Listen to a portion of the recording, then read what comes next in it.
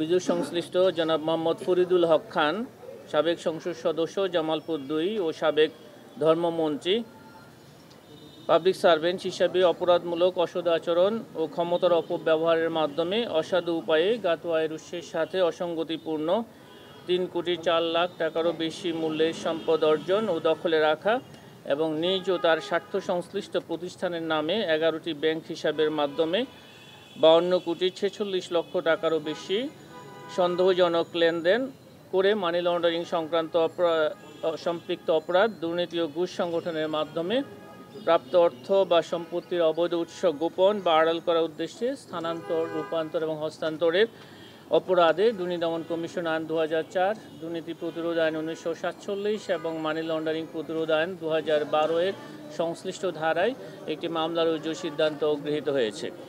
মামলা রুজুর কার্যক্রম প্রক্রিয়াধীন রয়েছে।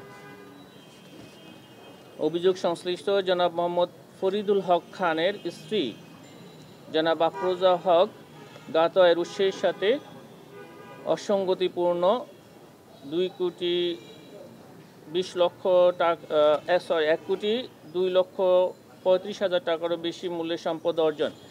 আমি এটা আরেকটু রিপিট করতে চাই। এটা জনাব মোহাম্মদ ফরিদুল হক খানের স্ত্রী জনাব আফরোজা হক জ্ঞাত আয়ের উৎসের সাথে সঙ্গতিবিহীন ১,২,০০,০০০ টাকারও বেশি মূল্যের সম্পদ অর্জন করেছেন, যার কোনো গ্রহণযোগ্য আয়ের উৎস তিনি দেখাতে পারেননি।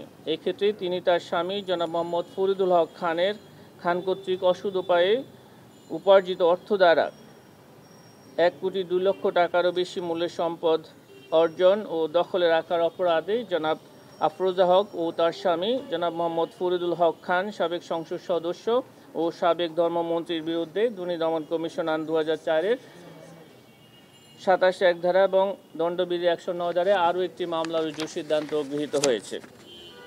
আপনাদেরকে অনেক ধন্যবাদ।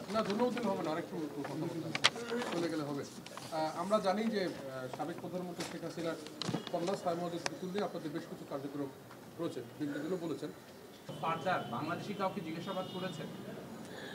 আমি বলেছি আমাদের প্রায় ১১টা টিম বিভিন্ন বিষয় নিয়ে কাজ করছেন। আপনারা সেগুলি জানেন, আপনাদেরকে ইতোমধ্যে এই বিষয়ে অবহিত করা আছে। সংশ্লিষ্ট বিষয় নিয়ে যার কথা আপনি বলেছেন সে অভিযোগ সংশ্লিষ্ট ব্যক্তির বিষয়ে আমাদের যেই দল কাজ করছেন সুনির্দিষ্টভাবে তারা এই বিষয়গুলো দেখভাল করছেন, তারা অনুসন্ধানের কাজগুলো এগিয়ে নিয়ে যাচ্ছেন। এই ক্ষেত্রে যাদেরকে জিজ্ঞাসাবাদের প্রয়োজন হবে অবশ্যই তারা সেই কাজগুলো করবেন। এখনো করা হয়নি আমার কাছে তারা কি কার্যক্রম বলছেন এটা অ্যাবসলিউটলি অনুসন্ধান দলের বিষয়। তারা কাকে কখন কীভাবে জিজ্ঞাসাবাদ করবেন এটা তাদের ইখতিয়ারাধীন বিষয়।